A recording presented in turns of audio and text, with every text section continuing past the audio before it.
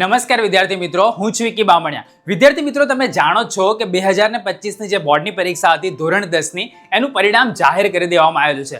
અને આજે આપણે આ વિડીયોની અંદર જે લોકોએ પરીક્ષા આપી છે એ લોકો માટે પણ આ વિડીયો અગત્યનો છે.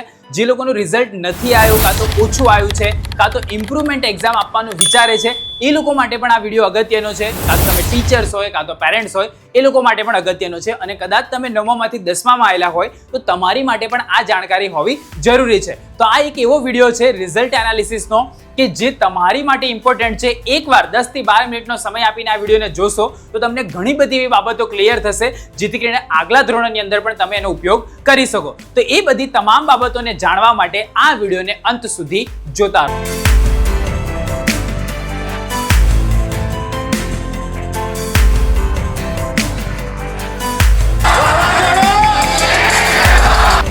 હવે વિદ્યાર્થી મિત્રો, વિડીયોની શરૂઆત કરતા પહેલા આ વિડીયો પર આપણે 5000 લાઈકનો ટાર્ગેટ રાખીએ છીએ અને મને ભરોસો છે કે 5000 લાઈક તો તમે આમ પૂરી કરી દેશો. તો જેને લાઈક ના કરવી એ લોકો કરી દેજો.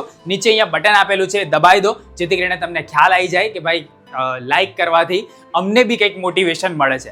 ચેનલ પર કદાચ તમે નવા આવ્યા હોય તો ચેનલને જરૂરથી સબસ્ક્રાઇબ કરજો, કેમ કે આ ચેનલ પર એવરી ડે હવે તમને 10મા પછી શું કરવું, કઈ બાબતનું ધ્યાન રાખવાનું, ઇમ્પ્રુવમેન્ટ એક્ઝામ આપવી જોઈએ કે ના આપવી જોઈએ, એના રિલેટેડ ઘણા બધા વિડીયોની આખી એક સિરીઝ શરૂ થવાની છે. તો જેને ચેનલને સબસ્ક્રાઇબ ના કરી હોય એ કરી લો. કદાચ એકાદ વિષયમાં તમારા ઓછા માર્ક્સ આવ્યા હોય તો બી એને કેવી રીતે તમે કવર અપ કરી શકો છો, ઓપ્શન છે તમારી પાસે. તો એના રસ્તાઓ બી તમને એ સેશનની અંદર બતાવીશું. તો જેને ચેનલને સબસ્ક્રાઇબ ના કરી હોય એ લોકો કરી દેજો.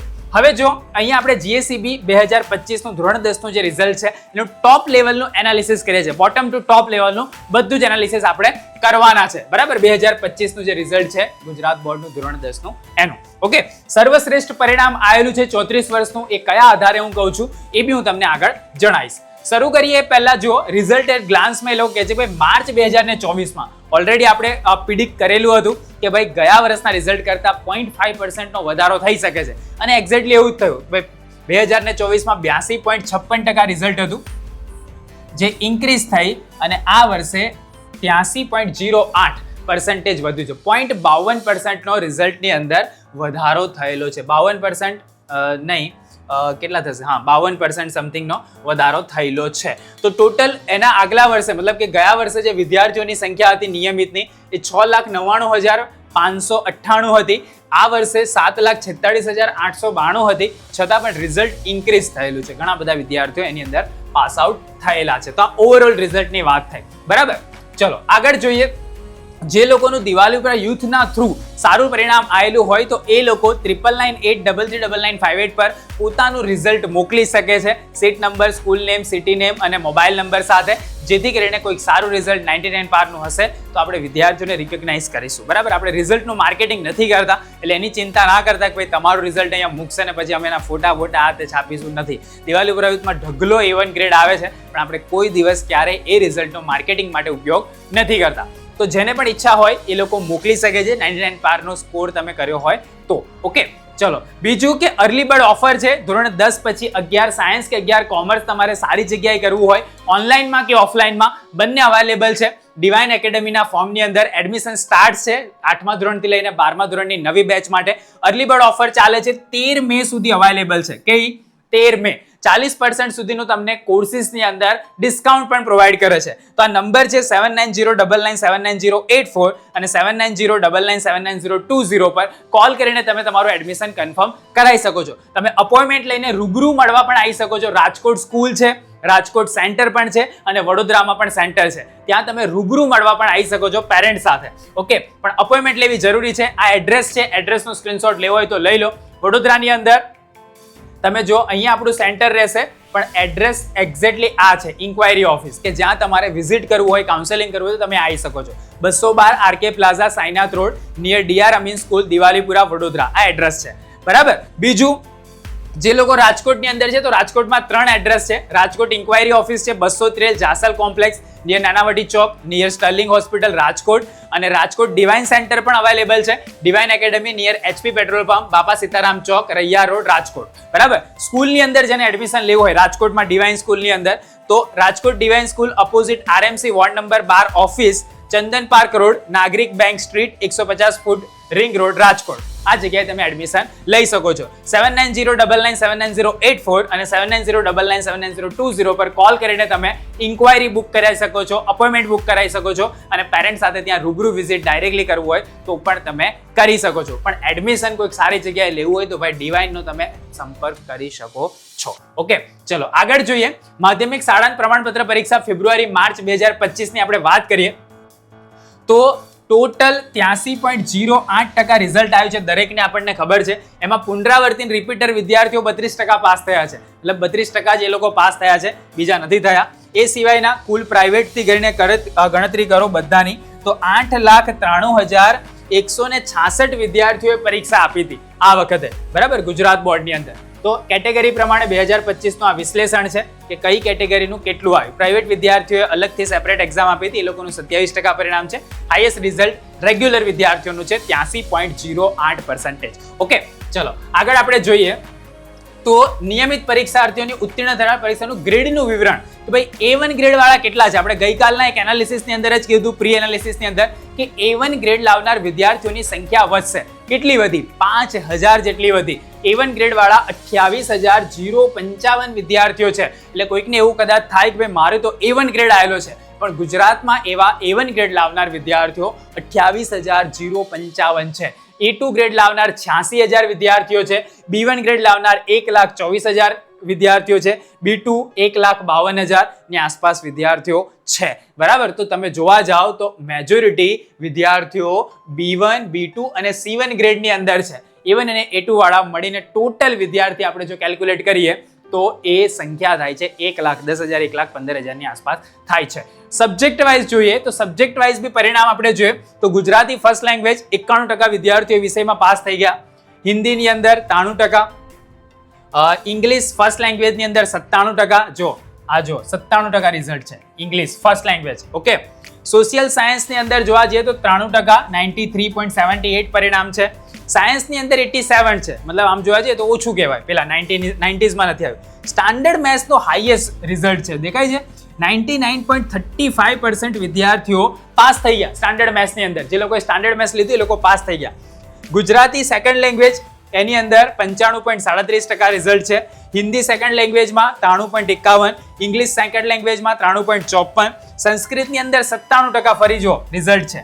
અને બેઝિક મેથ્સની અંદર 83.47% રિઝલ્ટ છે. સૌથી ઓછું રિઝલ્ટ બેઝિક મેથ્સમાં છે અને સૌથી વધારે રિઝલ્ટ સ્ટાન્ડર્ડ મેથ્સમાં છે. જો તમે કેવું કહેવાય, આમ તો સ્ટાન્ડર્ડ અઘરું આવે એવું કહેતા હોય છે બધા, પણ સ્ટાન્ડર્ડ મેથ્સનું રિઝલ્ટ 99.35% આવ્યું છે. મતલબ મેજોરિટી વિદ્યાર્થીઓમાં પાસ થઈ ગયા. અને બેઝિક મેથ્સનું જે રિઝલ્ટ છે એ 83.47 આવ્યું છે. ત્યારબાદ સાયન્સનું રિઝલ્ટ છે 87.84, બરાબર. તો આ સબ્જેક્ટ વાઇઝ થયું.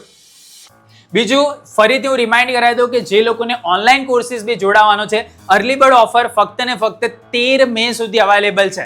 તો જેને એડમિશન કન્ફર્મ કરાવવાનું હોય એ લોકો આ નંબર પર કોલ કરીને કરાવી શકે છે. 7909979084 અને 7909979020 પર કોલ કરીને તમે તમારું એડમિશન કન્ફર્મ કરાવી શકો છો.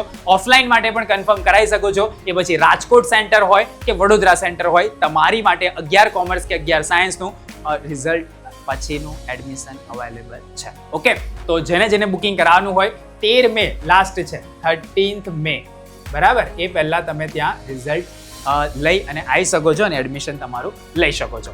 બીજું આપણે વાત કરીએ કે એક બે વિષયમાં ફેલ થયા હોય એવા વિદ્યાર્થીઓ, તો એક વિષયમાં ટોટલ 45,433 એવા વિદ્યાર્થીઓ છે કે જે એક વિષયમાં ફેલ થયા છે. એમાંથી નિયમિત વિદ્યાર્થીઓ 18,124 છે કે જે લોકો એક વિષયમાં ફેલ થયા હોય. બે વિષયમાં ફેલ થયા હોય એવા 56,721 વિદ્યાર્થીઓ છે, પણ એમાંથી રેગ્યુલર વિદ્યાર્થી 37,327 છે. જે વિદ્યાર્થીઓ 3 વિષયમાં થયો એવા 35 છે, 35,000, એમાંથી રેગ્યુલર 26,000 છે. 4માં ફેલ થયા એવા 23,000 છે અને અહીંયા 18,000 છે. 5 વિષયમાં થયા એવા 17,000 છે અને અહીંયા 14,000 છે. અને બધામાં ફેલ થયા હોય એવા 14,760 અને 12,084 એવા છે કે જે બધામાં ફેલ થયા છે. તો આ રેગ્યુલર વિદ્યાર્થીઓ માટેનું થયું, બરાબર. હવે જો ઇમ્પ્રુવમેન્ટ એક્ઝામ તમારી થશે, ગુજરાત બોર્ડે કીધેલું છે કે ઇમ્પ્રુવમેન્ટ એક્ઝામ અમે લઈશું.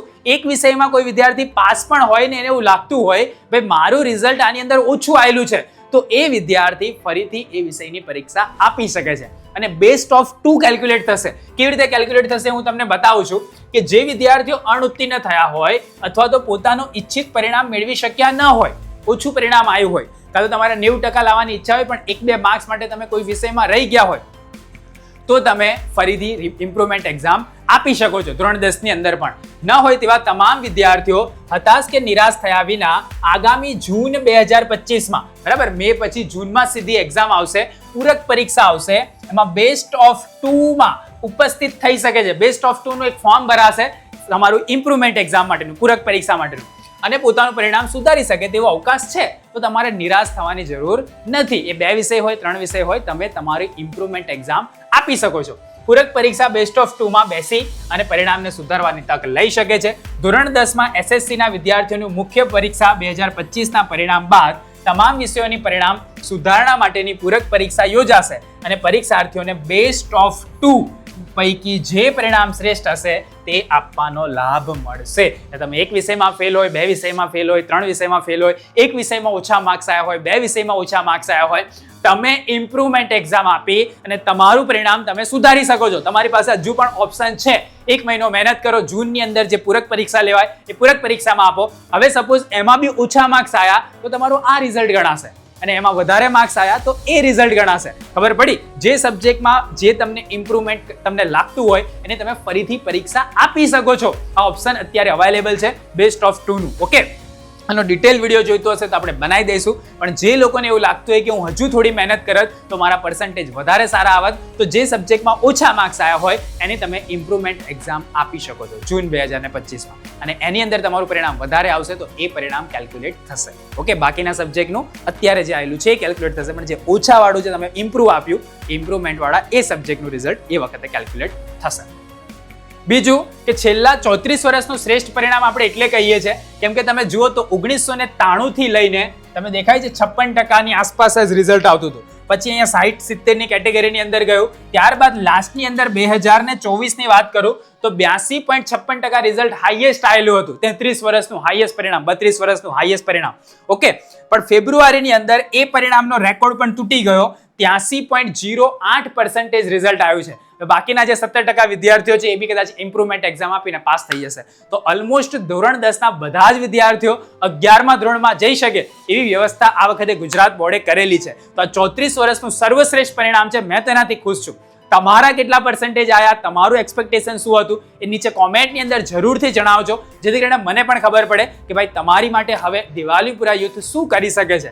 ઓકે, તો આ 83.08% એ અત્યાર સુધીનું હાઈએસ્ટ પરિણામ છે.